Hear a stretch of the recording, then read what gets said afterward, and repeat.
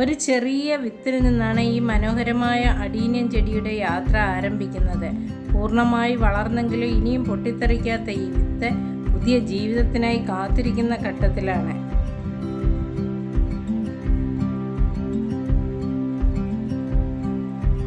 ശരിയായ മണ്ണും ഈർപ്പവും ലഭിക്കുമ്പോൾ വിത്ത് മുളയ്ക്കാൻ തുടങ്ങുന്നു.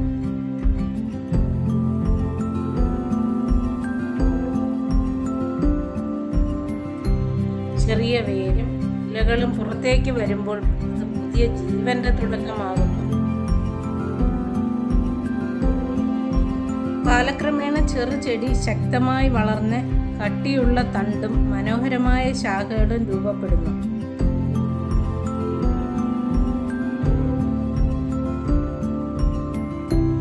സൂര്യപ്രകാശവും കരുതലും ലഭിക്കുമ്പോൾ അഡീനിയം അതിൻ്റെ അതുല്യ സൗന്ദര്യം പ്രകടിപ്പിക്കാൻ തുടങ്ങുന്നു.